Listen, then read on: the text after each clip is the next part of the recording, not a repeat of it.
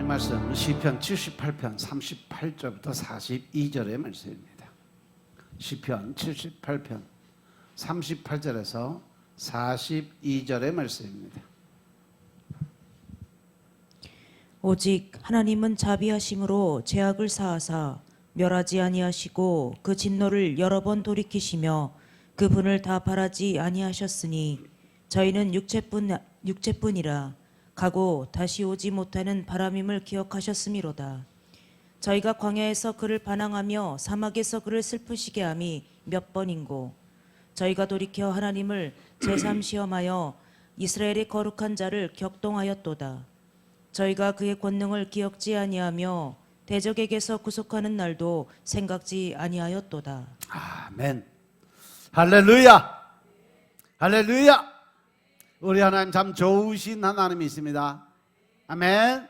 지금 이 시간도 하나님의 은혜와 평강이 여러분들과 여러분들의 가정과 직장과 사업장 그리고 여러분들의 자녀들까지 하나님의 은혜가 흐르고 넘치도록 채워지길 주의 이름으로 축원합니다. 자, 따라합니다. 나는 예수님 안에서 모든 사람들을 이해하고 용서하고 사랑하겠습니다. 자, 우리 선포의 기도 드립니다. 나사렛 예수의 이름으로 명하노니 내 안에 가난의 영, 채무의 영은 떠나갈지어다. 내 앞에 하나님의 축복을 가로막는 모든 악한 영들은 속히 떠나갈지어다. 내 죄로 인하여 나를 떠나갔던 모든 영권, 인권, 물권은 속히 회복되어 돌아올지어다. 아멘. 할렐루야. 내 안에 있는 모든 가난의 영, 채무의 영이 떠나가고 내 모든 채무는 다 변제된 줄로 믿습니다. 하나님이 내게 주시는 모든 영권, 인권, 물권의 권세들이 회복되고 또한 하나님의 축복을 가로막는 모든 악한 사단의 권세들은 다 떠나간 줄로 믿습니다. 아멘.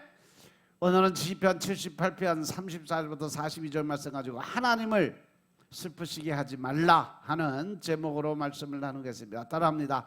하나님을 슬프시게 하지 말라. 하나님을 슬프시게 하지 말라. 우리가 성경을 읽다 보면 그 안에 하나님의 사랑이 아주 무한하게 펼쳐져 있고 말씀마다 샘처럼 솟아나고 있는 그 사랑을 볼 수가 있어요. 이렇게 성경 즉 하나님의 말씀은 하나님의 사랑을 충만하게 기록하고 또 그것을 우리에게 깨우쳐주고 알게 해주는 것이 바로 성경 하나님의 말씀입니다. 그래서 늘 성경을 가까이 하고 그 말씀을 먹고 그 뜻에 맞춰 사는 사람들은 직접적으로 그 사랑을 나타내며 살 수밖에 없는 이유가 바로 이 말씀에 의지하여 사는 사람들이기 때문에 그래요. 베드로전서 4장 8절의 말씀을 보시면 만물의 마지막이 가까웠으니까 이제 무엇보다도 서로 뜨겁게 어떻게 사랑해라? 서로 뜨겁게 사랑해라. 무엇보다도 열심으로 서로 사랑을 하는데 그 사랑은 제일 중요한 게 뭐예요? 허다한 죄를 덮어주는 거라 그래요. 믿으시면 아멘 합시다. 입으로는 사랑한다 또 하나님 사랑해요 하면서 성전에서 교회에서 성도들 간의 대화에 서로 비방하고 판단하고 정죄하고 이것은 사랑이 아니에요. 마귀 새끼야. 우리가 하나님의 사랑을 나타낼 때는요 서로 아주 뜨겁게 사랑하는데 무엇보다도 열심으로 서로 사랑하는 마음을 가져라. 왜? 그 사랑으로 인해서 그 사람들의 잘못된 점, 허물된 점들을 덮어주는 거야. 그냥 그러려니 하고 지나갈 수 있는 그 삶. 그냥 남이 요만큼 잘못하면 그냥 이저 판단하고 비판하고 정죄하고 무시해가면서 소리 지르고 또 더 나아가서 내 잘못은 전혀 생각을 안 하는 그러한 사람은 그건 사랑이 아니에요. 그래서 요한일서 3장 18절에도 보면 우리가 말과 혀로만 사랑하지 말고, 할렐루야, 말과 혀로만 사랑하지 말고 행함과 진실함으로 사랑하라고 말씀하셨어요. 즉 다시 말해서 입으로만 사랑한다고 말하지 말고 그 행동과 진실한 마음으로 사랑하는 마음을 가져라. 그것이 누구의 마음이다? 예수님의 마음이다. 그것이 바로 하나님의 마음이라고 말씀하시는 거예요. 따라서 우리가 성령님이 내 안에 들어오셔서 그분이 인도하시는 대로 살아간다면 이러한 사랑의 열매가 저절로 열리게 돼 있어요. 그래서 아무리 화가 나도 참고 넘어가는 거죠. 그냥 그러려니 하고 주여 믿습니다. 그냥 내 생각대로 내 뜻대로 내 방법대로 안 됐다고 그래서 그냥 그 사람에 대한 면박을 주고 그냥 그 사람에 대해서 시시비비를 가리려고 그렇게 판단하고 정죄하는 것 자체가 하나님 보시기에 악한 마음이에요. 그래서 성령님의 인도하심을 받아 사는 삶에 있어서 가장 중요한 것은 그 하나님을 근심하시지 않게 하는 거예요. 그리스도인의 삶의 특징 중에 가장 중요한 것이 하나님과의 관계 가운데서 우리가 살아가고 있다는 걸 깨우치고 늘 중심에 그 하나님과 동행하는 삶을 살고 있다는 것을 늘 알고 살아야 돼요. 성령님은 인격적인 존재고 하나님이심을 믿으시기 바랍니다. 아멘. 그렇기 때문에 성령님과 관계 가운데서 성령님은 인격적인 존재이기 때문에 즉 감성을 가지고 있어요. 그래서 우리가 성령님을 근심하게 하는 일이 있을 수 있다 없다? 있다라는 거예요. 여러분들은 아무 생각 없이 내 감정 표현하고 산다고 얘기하지만 그 일을 통해서 하나님의 뜻이 아니면 하나님의 방법이 하나님이 원하시는 삶이 아니면 하나님은 그걸로 인해서 상처받으신다는 얘기예요. 마음이 아프시다는 거예요. 그걸로 인해서 근심하는 삶을 살 수밖에 없다는 거죠. 성령님을 근심하게 하는 것은 성령님이 하나님이시기 때문에 곧 하나님을 근심하게 하는 일이 된다는 것임을 깨달으시기 바랍니다. 그래서 우리 그리스도인의 삶은 성령님을 기쁘게 하는 삶이 되어야지 성령님을 근심하게 하는 삶이 되어서는 절대로 된다 안 된다? 안 된다. 믿으시면 아멘 합시다. 믿으시면 아멘 합시다. 참된 하나님의 백성들은 성령님을 근심하게 하는 일에 대해서 아주 예민한 삶을 살아야 돼요. 그래서 늘 나와 하나님이 예수님이 동행하는 삶을 살아가고 성령님이 나를 인도하고 끌어주고 있다는 것을 늘 마음속에 두고 하나님 중심 말씀의 중심을 살아가야 됨을 깨달으시기 바랍니다. 아멘. 오늘 본문 78편 40절 41절의 말씀을 보면 저희가 광야에서 그를 반항하며 사막에서 그를 슬프게 하니 몇 번인고 이스라엘 백성들이 하나님에 대한 원망과 불평과 또 더 나아가서 자기 의의를 자기 방법 자기 식 자기 뜻대로 모든 거 할 때마다 하나님이 얼마나 그것을 보고 슬프시게 했냐라는 거예요. 그리고 저희가 돌이켜 하나님을 제3 시험에서 그들이 변신하는 마음, 그 430년의 종살이를 끊어내고 출애굽을 시켜줬는데 오히려 그것을 통해서 하나님에 대한 원망과 불평을 통해서 하나님을 시험했다 그랬어요. 이스라엘의 거룩한 자를 격동시켰다, 화나게 만들었다. 이스라엘의 거룩한 자는 누구요? 하나님이세요. 그 하나님을 화나게 만들었다. 그래서 저희가 그의 권능을 기억하지 아니하며 그것은 그들이 뭘 몰랐기 때문에 하나님의 권세와 능력, 그분이 가지고 있는 힘을 몰랐기 때문에 대적에게서 구속하신 날도 생각지 아니하였다. 하나님의 크신 권능으로 10가지 재앙을 통해서 그들을 출애굽시킨 것조차도 그들은 잊어먹고 있었기 때문이다. 하나님께서 이스라엘 백성을 그의 권능의 손으로 구속해 주시고 자기 백성을 양같이 인도하여 내시고 광야에서 양떼와 같이 잘 지도하시고 이끌어 주셨지만 이스라엘 백성들은 오히려 하나님을 슬프시게 하는 삶을 살았다라는 결론이 나와요. 그런데 지금 이것이 과연 이스라엘 백성들에게 하신 말씀이냐는 거죠. 나는 지금 어떻게 살아가고 있을까? 나는 내 뜻대로 내 방법대로 안 살고 있을까요? 나는 하나님에 대한 원망과 불평의 마음이 없을까요? 그 모든 것들이 다 하나님을 슬프시게 한다는 사실 명심하시기 바랍니다. 아멘. 그러면 그들 광야에서 어떤 삶을 살았기 때문에 그토록 하나님을 슬프시게 하는 삶이 되었을까?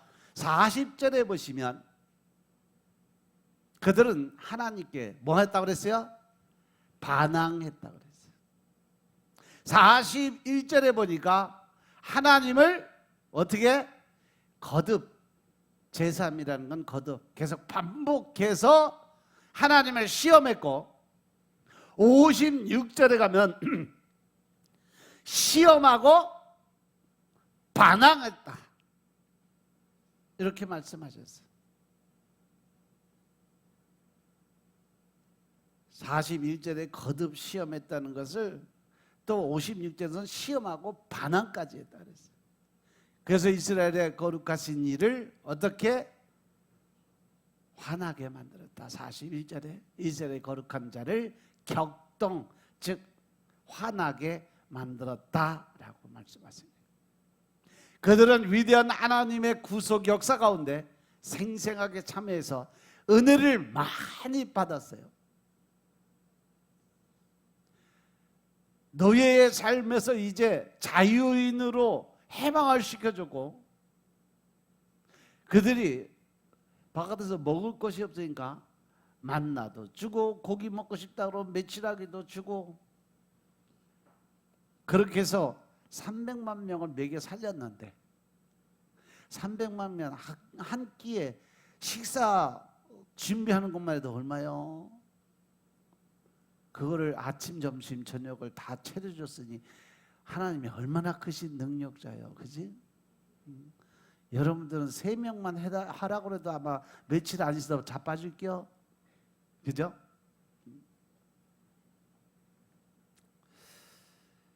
그래서 그들은 위대한 하나님의 구속의 역사 가운데 생생하게 참여하고 은혜를 받았지만 현실적으로 내 앞에 조그만 어려운 일이 생기고 힘든 일이 생기면 바로 하나님에 대해 원망하고 하나님을 시험하는 일을 지속적으로 반복했다라는 거예요. 저도 지금까지 거의 20년을 상담 사역을 하면서 이렇게 목회를 하고 있었는데 돌아보면 늘 하나님을 시험하는 그러한 사람들이 너무 많아요. 왜? 자기 의, 자기 뜻, 자기 방법, 자기 식대로 모든 것이 이루어져야 되는 자기 고집, 자아라는 거예요. 절대로 그거는 내려놓을 생각들을 안 해. 그러니까 늘 모든 것의 구심점은 내가 있어야 돼. 그 자리에 하나님이 있어야 될 자리를 늘 자기가 지키려고 해요. 그래서 내 방법대로 내 식대로 내가 원하는 대로 뭐가 이루어져야지. 만약 그게 안 되면 쉽게 포기해요. 그리고 맨날 도망가는 소리예요. 아직 하나님의 때가 안 됐다 그래. 하나님은 때가 됐다고 준비를 하는데 자기가 생각할 때는 하나님의 때가 안 됐대. 왜? 도망가고 싶어서. 노력하고 뭔가 하나님의 뜻을 이루기 위해서 아둥바둥 최선을 다해 노력하는 것이 아니라 적당히 하다가 안 될 것 같으면 자기 능력의 한계를 늦추면 바로 그 자리에서 때가 아닌가 보다. 자기 변명이죠. 그리고 오히려 그것이 하나님의 때가 안 돼서 그런 거라고 자기 변명하면서 빠져나가. 미꾸라지 새끼 뭐냐. 심각한 얘기요. 바로 이 모습 속에 내 모습이 있다는 사실 명심하시기 바랍니다. 늘 우리도 일이 잘 되는 것 같으면 내가 잘해서, 내가 잘나서, 내가 똑똑해서 된 것이라고 자기 의를 드러내고, 또한 조금만 힘이 들게 되고 어렵게 되면 하나님에 대한 원망과 불평, 또 자기가 잘못했다는 얘기는 절대로 안 하는 사람이 있어요. 다 누구 탓이요? 누구 때문에? 무엇 때문에? 아담의 원죄를 절대 그 틀을 벗어나지 않는 사람들이 수두룩 뻑뻑이요. 그래서 늘 누구 때문에, 무엇 때문에 결국 그걸로 해서 자기 변명하고 나는 죄 없다 이지랄하고 살아간다니까. 그게 자기의라는 거예요. 민수기 11장 4절부터 9절의 말씀 보시겠습니다. 민수기 11장 4절부터 9절의 말씀 보시면 결국 그들이 그렇게 사단에 묶여 사는 사람들의 본질적 모습 속에 뭐가 있냐? 과거의 삶, 애굽의 삶을 그리워하면서 살아가는 본능이 숨어 있다는 거죠. 이거라. 이스라엘 중에 섞여 사는 무리가 탐욕을 품음에 이스라엘 자손도 다시 울며 가로되 누가 우리에게 고기를 주어 먹게 할꼬. 우리가 애굽에 있을 때에는 값없이 생선과 외와 수박과 부추와 파와 마늘들을 먹은 것이 생각나거늘 이제는 우리 정력이 쇠약하되 이 만나 외에는 보이는 것이 아무것도 없도다 하니 만나는 가시와 같고 모양은 진주와 같은 것이라.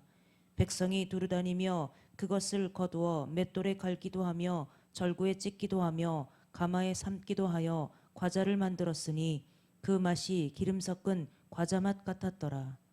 밤에 이슬이 진에 내릴 때에 만나도 같이 내렸더라. 아멘. 할렐루야. 이 과거 회귀 본능의 삶을 살아가는 그런 사람들의 모습이 딱 여기 들어있어요. 과거를 놓지 못하는 사람들. 나는 그런 사람이 아닌가 한번 돌아보세요. 과거에 어떠한 일로 인해서 상처받아서 그것 때문에 매일 아파하고 힘들어. 이미 우리는 예수님 안에 들어오면서 예수를 믿게 되고 구속과 대속의 은혜를 받는 그 순간부터 나의 과거는 어떻게? 죽었다. 갈라디아서 2장 20절의 말씀처럼 예수님이 십자가에 못 박혀 돌아가실 때 나는 이미 거기서 죽었다. 따라서 내가 사는 것이 아니라 어떻게 사는 거다? 내 안에 계신 예수님의 삶으로 나는 살아가야 되는 거다. 왜? 내가 구속의 은혜로 내 죄를 다 예수님의 피를 받고 내 죄를 다 팔아먹어서 그래서 나는 죄인에서 의인으로 바뀌어버렸어요. 또 과거에 내 육신에 지었던 모든 죄의 그 본질을 예수님이 십자가 못 박혀 돌아가시면서 대신 돌아가셨어. 그래서 대속의 은혜가 내게 임했기 때문에 나는 영과 육이 다 누구 거다? 하나님 거다. 예수님 거다. 그러니까 나는 내 뜻대로 내 삶으로 사는 것이 아니라 바로 하나님의 뜻대로 하나님의 방법대로 살아야 된다라는 결론이 나오죠. 근데 마귀 새끼는 자꾸 옛날에 너 이래서 아팠지 저래서 아팠지 너 이것 때문에 상처받았잖아 저것 때문에 상처받았다니 그러니까 왼수가 아파야지 그러고 있어. 그러니까 내 속에 뭐가 자꾸 커? 분노, 혈기, 짜증. 그걸로 인해서 나는 또 마귀 새끼들 잡혀 끌려다니는 거예요. 이 시간부로 다 끊어내시기 바랍니다. 과거에 나는 이미 죽었다고 믿으시기 바랍니다. 또 그렇게 말하고 행동하시기 바랍니다. 심리학을 배우는 사람들은요 행동수정이라는 과목을 이렇게 배울 수가 있어요. 행동수정. 바람직하지 못한 그 행동을 피하게 하고 바람직한 행동을 유도하게 하는 방법을 그 배우는 과목인데 기본적인 기술은 뭐냐면 불쾌한 감정을 경험하게 함으로 인해서 행동을 멈추게 하는 거죠. 행복한 감정을 경험하게 함으로 인해서 일정한 행동을 증가시키는 거예요. 근데 이것이 바로 하나님이 쓰시는 방법이에요. 우리가 축사 사역할 때 보면요, 그 사람의 감정 치유 들어갔을 때 그 사람의 감정을 어디까지 올려? 최고조로 끌어올려요. 화가 나는 사람은 그 화나는 것을 최고조까지 화가 날 수 있게 옆에서 찔러대겠죠. 그러므로 해서 그가 자기 속에 있는 걸 모두 폭발시켜서 토설에 내버리면 그 뒤에 치유가 들어가요. 이게 바로 행동수정이라는 거예요. 따라서 천국을 향해서 가는 사람들은 반드시 거쳐가야 되는 것이 뭐냐? 이 행동수정을 반드시 해야 될 때가 있다는 거죠. 그것이 뭐냐? 바로 제가 여러분들에게 늘 말씀드리는 과도기의 삶, 육의 삶에서 영적인 삶으로 바뀌는 그 과도기의 삶을 딱 지나가야 그 다음에 하나님을 제대로 알고 깨달을 수 있는 영적인 눈이 띄어지는 거예요. 하나님의 진노를 부를 수 있는 행동이 무엇인지 그때 가서 깨닫게 되는 거죠. 이것을 배워야 된다는 거예요. 이것이 행동수정의 모습이에요. 그리고 우리의 삶 가운데 있는 행동 중에 하나님의 진노를 부를 수 있는 행동들이 있다면 그 행동들은 이제 바로바로 어떻게 고쳐가야 된다. 수정해 가야 된다. 이 일에 실패하고 살아간다면 우리의 삶이 더 힘들게 살 수밖에 없어요. 왜? 나는 과거의 그 삶 속에 빠져서 헤어나오지 못해요. 늘 억울해, 늘 아파, 늘 힘들어. 그러니까 주위 사람들 생각지 않냐고 나 혼자만을 생각해. 내 감정대로, 내 뜻대로, 내 방법대로 그들이 상처를 받든 말든 전혀 상관이 없어. 왜? 나만 편하면 되니까. 그리고 늘 하는 말이죠. 나는 뒤끝이 없어요. 장난으로 던진 돌멩이 깨구락지 맞으면 어떻게 된다? 뒤져버린다. 그 깨구락지 뒤졌는데 그 뒤진 깨구락지는 누가 책임질 건데? 나는 감성 다 폭발해서 살아갔는데, 나는 속이 다 풀렸는데 상대방은 상처받아서 가슴에 칼이 꽂혔는데 그 감성은 누가 책임질 건데? 결국 내가 살기 위해서 남들을 죽이고 그를 밟고 일어서는 자구의 마음으로 살아가는 본질적 모습이에요. 지금 우리 모습 중에서 하나님의 자녀로 살아가는 일이 있어서 올바르게 살지 못한 모습이 무엇이 있을까 한번 돌아보시기 바랍니다. 어떤 모습들이 과연 하나님을 진노하게 하시는 행동이고 말인지 이 시간 나를 돌아보시기 바랍니다. 우리는 믿음 생활을 통해서 행동 수정의 삶을 반드시 살아가야 돼요. 그것을 하기 위해서 우리는 늘 하나님의 말씀을 읽고 듣고 그 말씀의 뜻대로 행함이 있는 믿음을 보이는 삶을 살아야 돼요. 그것은 바로 예배를 드리는 과정에서 성령님의 임재를 통해서 행동 수정을 받을 수 있어야 된다는 거죠.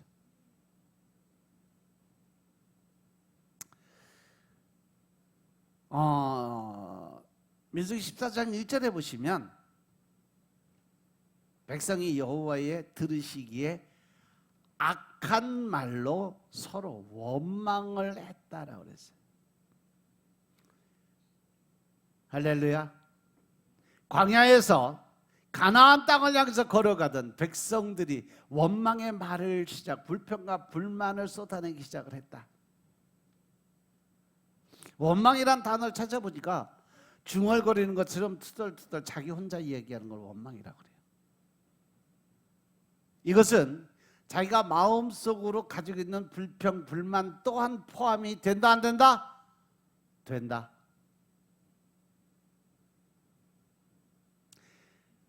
여호와의 들으시기에라는 말씀은 마치 하나님의 귀에다 대고 속살거리는 사람처럼 하는 의미가 있어요. 우리가 원망과 불평하는 것은 혼자 중얼중얼 하는 게 결국 하나님의 귀에 대고 내가 그냥 중얼중얼 자기 원망 불평을 쏟아내는 것 똑같은 형상이다 라고 설명을 하고 있는 거죠. 그런데 왜 투덜거리고 있는지 명확하게 하나님은 알려주지 않았어요. 그런데 분명한 것은 하나님 앞에서 불평을 하고 원망을 하고 있었다는 거죠. 하나님이 들으시라고 계속 그들은 떠들고 있었다는 얘기예요. 그것도 바로 내가 원하는 대로, 내가 바라는 대로, 내가 계획하는 대로 안 된 자아의 모습 속에 그 안에 투덜거림이 그것이 원망이요. 아씨 나 왜 이렇게 안 돼? 아이 나 뭐 이렇게 하고 싶었는데 이번 달에 이렇게 하고 싶었는데 이거 왜 안 되지? 왜 안 됐지?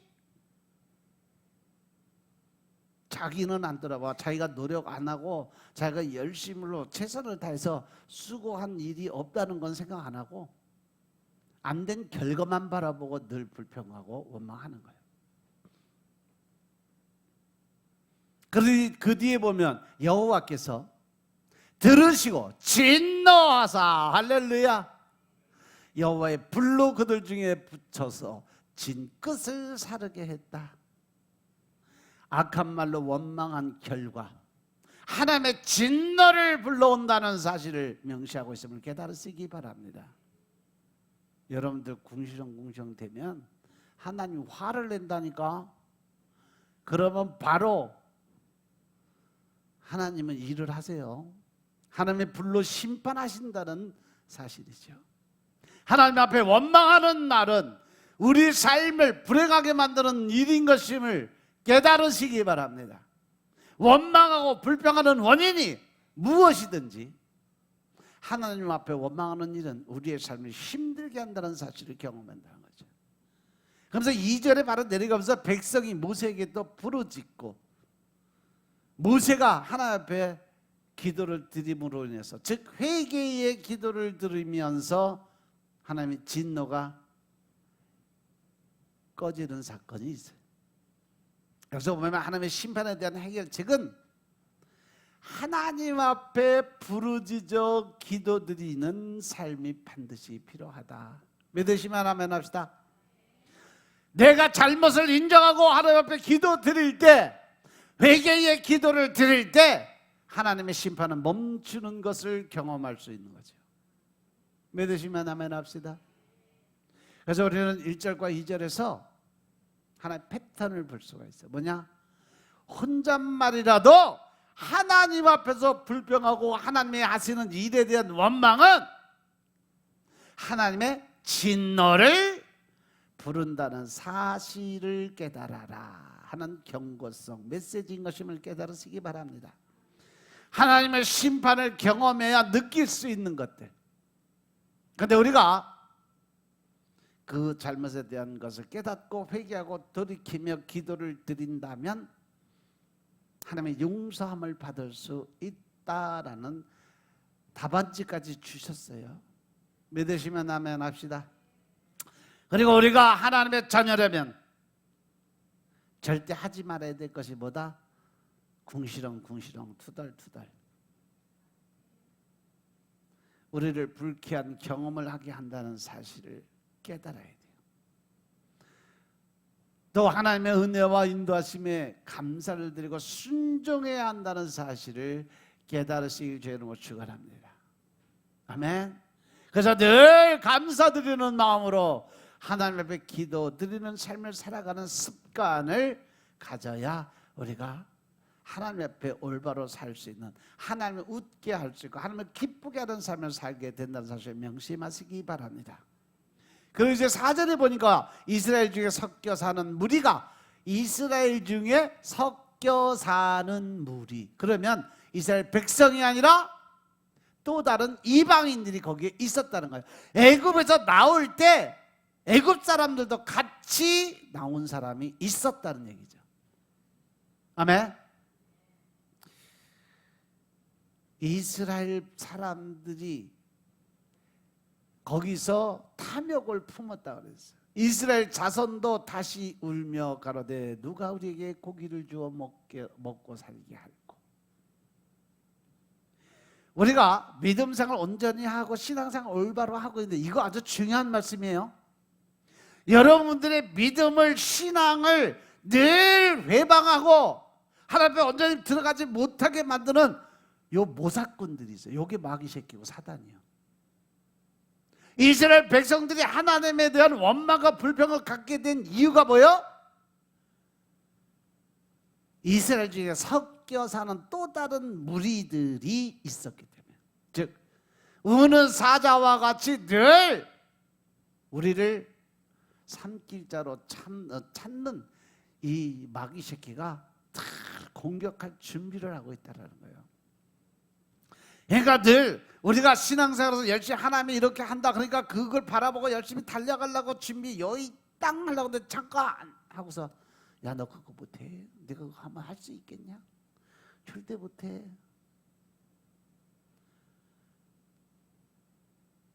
유튜브 보니까 C.S. 루이스의 스크루 테이프 편지를 그냥 읽어주는 게 있더라고. 못 읽은 사람은 그거라도 좀 들어.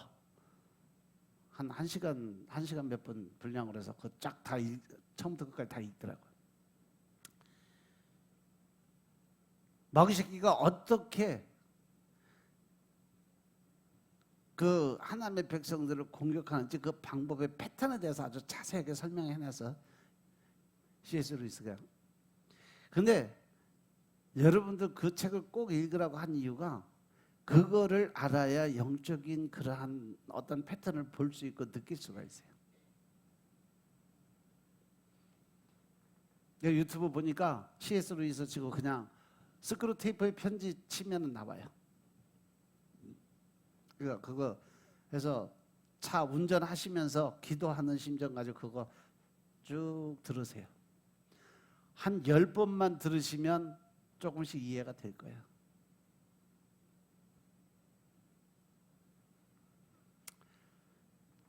결국 투덜거림이 하나님의 진노를 부른다는 사실을 경험했던 백성들이 다시 울며 불평을 하기 시작을 했어요. 누구 때문에? 섞여 사는 무리들이 하는 말에 자극을 받아서 불평을 하기 시작을 했고 원망을 하기 시작을 했다.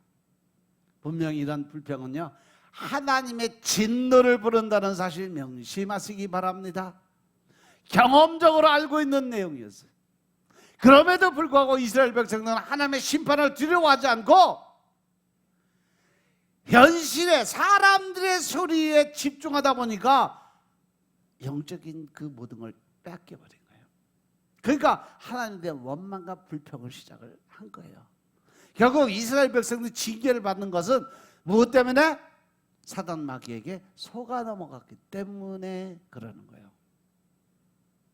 마귀 사단은 항상 우리 마음속에 뭘로 다가오냐 하면 생각으로 들어와요. 그 생각을 붙들고서 늘 안 좋은 쪽의 생각만 끌어내가요. 절대로 좋은 결과, 좋은 일들에 관해서 생각을 못하게 만들어요. 그러니까 늘 체념하게 만들고 또 근심하게 만들고 걱정을 하게 만드는 것이 마귀 사단이 하는 일인 것임을 깨달으시기 바랍니다. 그래서 결국 하나님의 일을 못하고 오히려 하나님의 징계를 받는 불평과 원망에 대한 삶을 살게 만드는 거죠. 그리고 모든 것을 쉽게 포기하게 만들어. 나는 안 돼. 나는 할 수가 없어요. 난 못해요. 이 지랄들을 하고 있다니까.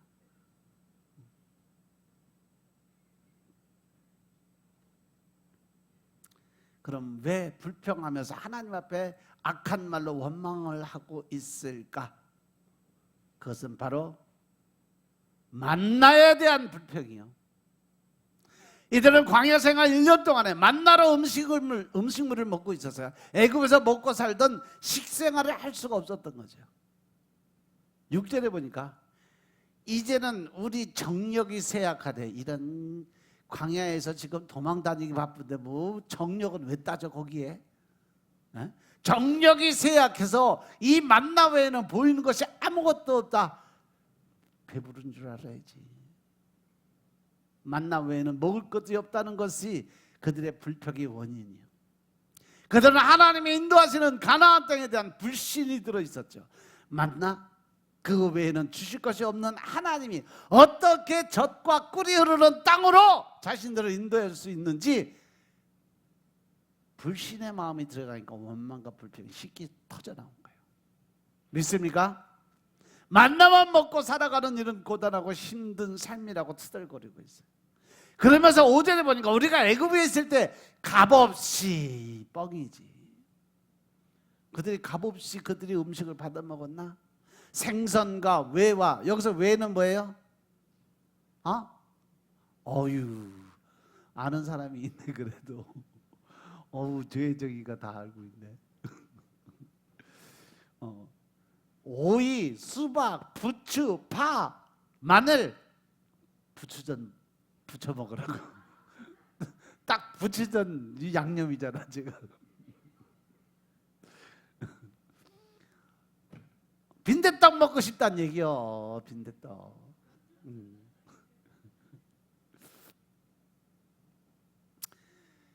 그것들을 먹은 생각이 나는데 하고 불평을 하기 시작한 거예요. 하나님의 인도를 받으며 가나안 땅으로 걸어가는 것보다 애굽에서 종으로 살 때가 더 좋았다라고 이야기를 하는 거예요. 할렐루야. 애굽에서 노예로 살 때가 더 행복했다라고 궁시렁대고 있는 거예요. 그래서 애굽에서 먹었던 음식들을 나열하고 있어요. 애굽의 음식들에서 미화하고 있는 것을 볼 수가 있어요. 값없이 먹었던 음식이라고 말하고 있는데 과연 그들이 값없이 그 음식을 받아 먹었을까? 아니요. 노예로 살아간 종살이의 대가로 받아 먹은 것이 그 음식이에요. 그들이 뭐 특별히 돈 받고 자기 어떤 권리를 주장하고 살아서 아니요. 시키는 대로 엄청난 고역, 노역을 하면서 그 대가로 받아 먹은 것이 그것도 자기 풍족하게도 주나? 자기의 최대 노동력을 제공하고 받은 최소한의 음식이 바로 애굽의 음식이었어요. 소위 말하는 눈물의 밥을 먹어보지 못한 사람은 눈물의 밥을 논하지 마라. 이들은 눈물의 밥을 먹었으면서 그것이 행복했었다라고 지금 아집을 부리는 거예요. 근데 그들이 진짜 값없이 먹고 있는 음식이 뭐예요? 하나님이 주신 만나였잖아.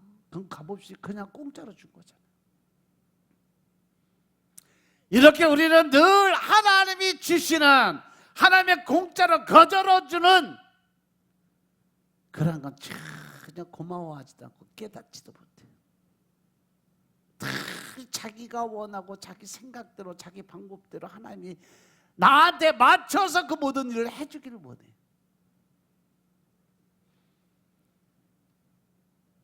그럼에도 불구하고 만나에 대해서 불평하고 있고 눈물로 얻었던 음식을 그리워하고 그 효과를 100배, 1000배 부풀려서 지금 이야기하고 있는 거예요. 이것도 사단마귀의 속성이요. 안 좋은 걸 좋은 것처럼 미화하고 바꿔서 사람들 유혹하고 미혹하는 데 끌어다 쓰는 거예요. 믿음 안에서 살아가는 삶보다는 세상에서 살 때가 더 좋았다라고 투덜투덜 대고 있는 거예요. 지금 눈물로 살아갈 때가 더 좋았다고 말하고 있는 거예요. 그 결과 그들은 하나님의 심판을 받고 말았다는 거죠. 하나님이 내리신 큰 재앙을 경험할 수밖에 없었어요. 그럼 왜 이스라엘 백성들이 하나님이 가르쳐주신 바람직한 삶의 방식을 배우지 못했을까?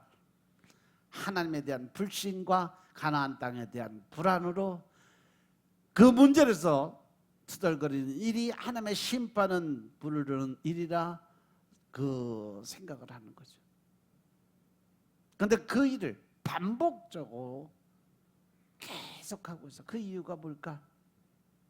왜 우리는 믿음 생활을 통해서 행동 수정을 받지 못하고 감사드리지 못하는 삶을 반복하고 살아갈 수 있을까? 이유는 단 한 가지. 4절에 보시면요, 그들이 탐욕을 품음에.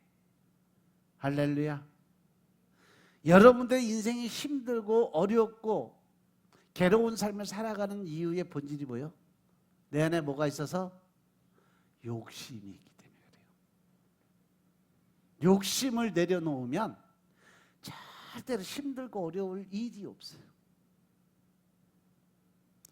사람들이 가지고 있는 이 욕구 충족의 삶을 맞추기 위해서는 자기 만족이 있어야 되는데 자기 만족은 원래 끝이 없어요.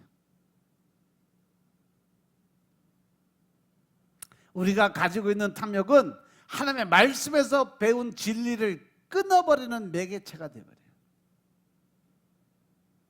그래서 하나님께서 하나님에게 연결되어 있는 믿음의 밧줄을 끊어버리는 매개체가 바로 탐욕이란 단어, 욕심이란 단어인 것임을 깨달으시기 바랍니다. 그래서 디모데후서 6장 10절에 보면 돈을 사랑함이 뭐라 그랬어요? 일만 악의 뿌리가 된다. 할렐루야. 이것을 사모하는 자들이 미혹을 받아 믿음에서 떠나 많은 근심으로 자기를 찔렀다라고 그랬어요. 디모데전서 6장 10절이다. 돈을 사랑한다는 말은 돈을 풍성하게 벌려는 목적 있는 삶을 말하는 것이 아니라 돈을 많이 벌어서 뭐 해도 되고 뭐 되고 뭐 되고 그 안에 뭐가 들어있다? 욕심이 들어있기 때문에 그런 거다. 내가 아무리 돈을 사랑한다고 해도 최소한 하나님과의 약속적 관계는 지키고 가야 되는데 그 돈 하나 바라보고 하나님과 관계적인 약속은 다 끊어버리는 거예요. 그러니까 주일 성수도 못하죠. 수요 예배도 못 드리고 철야 예배도 못 드리고 욕심을 내다 보니까 뭐가 피곤해? 육신이 피곤한 거예요. 그러니까 새벽 기도는 아예 못 드려.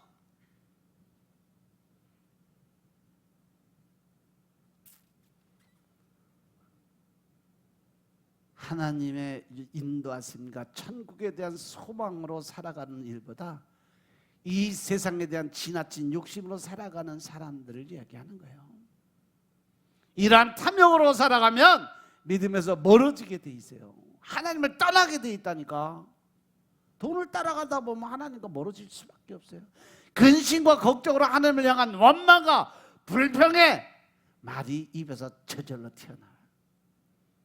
근데 하나님 뭐라 해서 잠언세 말은 어디서 나온다?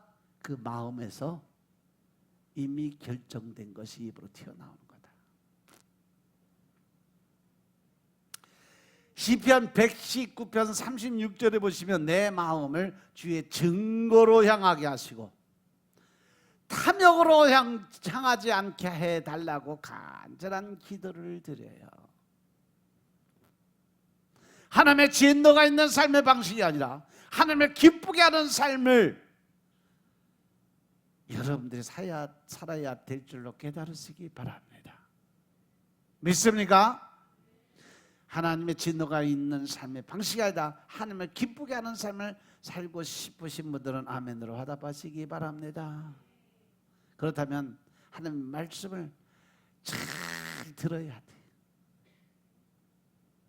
더 중요한 것은 하나님의 말씀은 어디서부터 시작된다?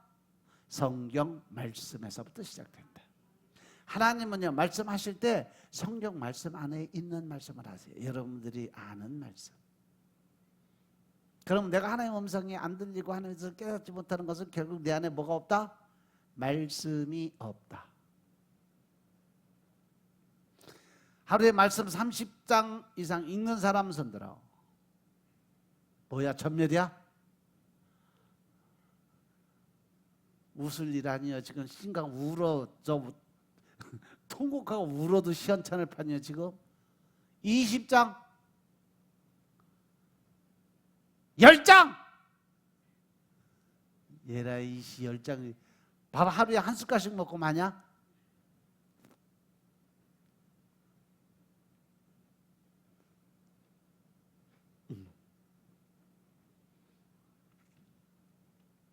하루 밥 세끼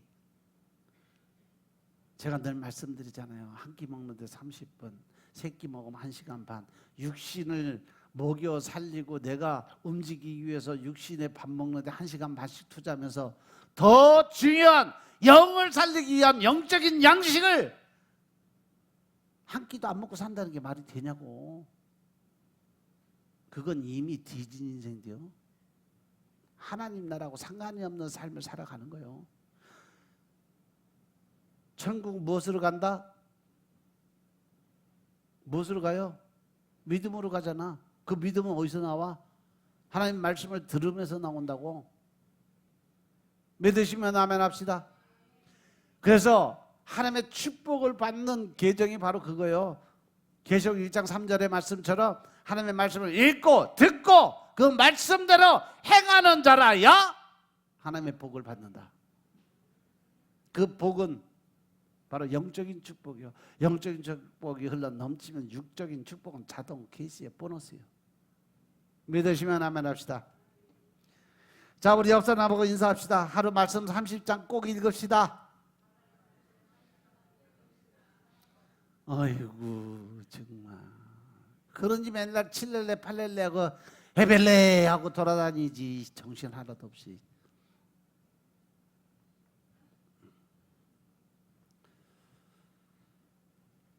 지금 우리에게 필요한 것을 공급하시는 것에 대한 감사로 살아가려면 그 하나님의 뜻을 깨닫고 하나님의 계획을 알아야 되고 하나님의 원하시는 삶의 방법을 깨달아서 하나님을 기쁘게 할 수 있는 삶을 살아줘야 된다는 거예요. 믿습니까? 분명 우리가 걷고 있는 길은 천국으로 향하는 길인데 내가 천국을 향해서 가는 길을 무엇으로 닦느냐는 거죠. 그 길이 우리의 행복을 만들어가는 길인데 그 행복은 어디서부터 오냐는 거죠. 모든 것은 바로 하나님의 말씀에서부터 시작된다는 사실 명심하시기 바랍니다. 그렇다면 세상 사람들이 탐욕으로 인해서 떠드는 말에 속지 말아야 된다. 제가 늘 말씀드리잖아요. 세상 거 바라보지 말라. 사람들 소리 듣지 마라. 환경 조건 따지 마라. 오직 하나님의 말씀하셨으면 그 말씀만 붙들고 나가다 보면 때로는 손가락질 받고 무시당하고 살아가지만 결국 천국의 상이 크니라. 천국만 바라보시고 가시기 바랍니다. 아멘. 말씀의 경험을 통해서 하나님의 진노가 아닌 축복이 넘치는 삶의 방식을 배우며 살아가는 여러분들의 삶이 되시길 주의 이름으로 축원합니다. 불평이 아닌 감사와 찬양이 있는 삶의 현장에 하나님의 축복이 넘침을 바라보면서 살아갈 수 있길 주의 이름으로 축원합니다. 불신과 불평 속에 하나님의 심판이 들어있고 감사와 찬양과 믿음 안에는 천국과 하나님의 축복의 권한이 들어있음을 깨달으시기 바랍니다. 감사와 찬양으로 기도드리며 살아가시며 또한 축복이 넘치는 삶을 살아가는 여러분의 삶이 되시기 주의 이름으로 축원합니다. 그런데 이스라엘 백성들은요 하나님의 능력을 신뢰하는 삶을 살지 않았어요. 하나님의 구속의 가치에 대한 올바른 인식이 부족했고 더 나아가서 진정한 자유를 주신 참된 의미를 전혀 생각하지 않았어요. 그냥 그 무리 안에 섞여 있는 다른 무리들의 소리에 집중했어요. 구속받은 하나님의 백성답게 어떤 현실 앞에서도 56절의 말씀처럼 지존하신 하나님의 능력을 의지하고 살아야 했는데 오히려 그들은 반대로 살았어요. 그러면서 오히려 애굽에서 살았던 그 노예적인 삶을 그리워했던 거죠. 지나간 과거에 묶여 살고 있었다는 거죠. 하나님의 나라와 하나님의 능력보다 현실적으로 사람들에서 주어지는 유익만을 생각했어요. 즉 다시 말해서 영적인 삶은 전혀 생각 안 하고 육적인 현실에 바라보고 환경 조건 따져가면서 사람들의 소리를 듣고 살아가니까 결국 나는 자로나 우로나 치우치는 삶을 살 수밖에 없는 인생이 됐다. 믿으시면 아멘 합시다. 이러한 삶에 대해서 하나님이 슬퍼하신다라는 거예요. 믿습니까? 그러면 우리가 어떻게 할 때 하나님을 슬프게 할 수 있을까? 하나님에 대한 분명한 신뢰를 하지 않고 이 세상의 세력 앞에 굴복하고 이 세상이 주는 유익에 자신들의 눈을 주고 자신들이 가진 꾀를 의지해서 살아가려고 할 때 하나님께서 슬퍼하시고 성령님께서 근심한다는 사실 명심하시기 바랍니다. 신앙이 하나님을 의지하는 방향으로 더욱 전진해 나가는 것이 아니고 퇴보하는 길로 나가게 될 때 성령님께서 근심하신다는 사실이죠. 반대로 어떤 상황에서든지 하나님을 온전히 신뢰하고 하나님의 섭리를 믿고 이 세상의 삶에 자신의 눈을 돌리지 않고 하나님의 구속을 받은 백성답게 이 땅에서 살아갈 때 하나님께서는 우리들의 삶을 보시고 기뻐하신다는 사실입니다. 시편 95편 6절부터 11절 말씀 보겠습니다. 시편 95편 6절부터 11절의 말씀. 오라 우리가 굽혀 경배하며 우리를 지으신 여호와 앞에 무릎을 꿇자. 대저 저는 우리 하나님이시요 우리는 그의 기르시는 백성이며 그 손의 양이라. 너희가 오늘날 그 음성 듣기를 원하노라. 이르시기를 너희는 무리바에서와 같이 또 광야 마사의 날과 같이 너희 마음을 강팍하게 말지어다. 그때 너희 열조가 나를 시험하며 나를 탐지하고 나의 행사를 보았도다. 내가 40년을 그 세도로 인하여 근심하여 이르기를 저희는 마음이 미혹된 백성이라 내 도를 알지 못한다 하였도다. 그러므로 내가 노하여 맹세하기를 저희는 내 안식에 들어오지 못하리라 하였도다. 아멘. 여기 보니까 이스라엘 백성들을 하나님께서 내 앞에 나와오라 초청을 하면서 허리를 굽히고 하나님께 경배 드리고 우리를 지으신 여호와 앞에 무릎을 꿇자라고 이야기해요. 그 이유는 하나님은 우리를 지으신 분이고 우리는 그의 백성이고 그의 양이기 때문에 하나님 우리를 기르시는 분이시기 때문에 7절의 말씀처럼 하나님의 음성을 듣기 위해서라고 설명을 해요. 우리가 하나님의 뜻을 깨닫고 하나님의 음성을 듣고 하나님의 그 뜻을 깨닫고 알게 되는 것은 바로 하나님의 음성을 들을 수 있어야 된다는 거예요. 그러면서 출애굽한 백성들에 대해서 말씀하십니다. 하나님께서 이스라엘 백성들을 애굽에서 구원해서 가나안 땅으로 인도하시기 위해 광야의 시간을 만들어 놓으셨다는 거죠. 특별히 광야에서 가나안 땅에서의 전쟁을 대비하면서 그들을 하나님의 군대로 훈련시키기 위한 하나님의 방법이었다. 그들은 지금 하나님 나라의 건설이라는 거룩한 사명을 부여받고 가나안 땅으로 들어가고 있었어요. 그러나 광야에서 그들의 삶의 특징은 10절에서 보시면 하나님의 마음을 근심하게 하는 거다. 할렐루야. 내가 40년을 그 세대로 인하여 근심하여 이르기를 저희는 마음이 미혹된 백성이라 들어오지 못하리라. 무슨 말씀이에요? 40년 동안 믿음 생활을 했어도 하나님의 방법대로 하나님이 원하시는 대로 살아가지 않고 자기 의를 드러내며 살면 어디에 못 들어온다? 하나님의 백성으로 인정받지 못한다. 천국에 들어올 수 없다. 마태복음 7장 21절의 말씀처럼 주여 주여 하는 자마다 천국에 올 수 없다. 명시해 마시기 바랍니다. 다만 하나님께서 나오는 말씀에 뜻대로 행함이 있어야 천국에 갈 수 있다.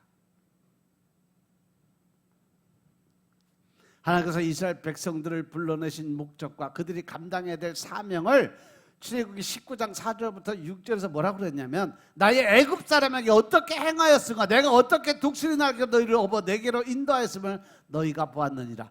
세계가 다 내게 속하였나니 너희가 내 말을 잘 듣고 내 안에 언약을 지키면 너희는 열국 중에서 내 소유가 되겠고 할렐루야.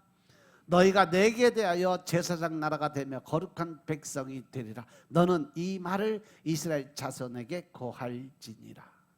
할렐루야.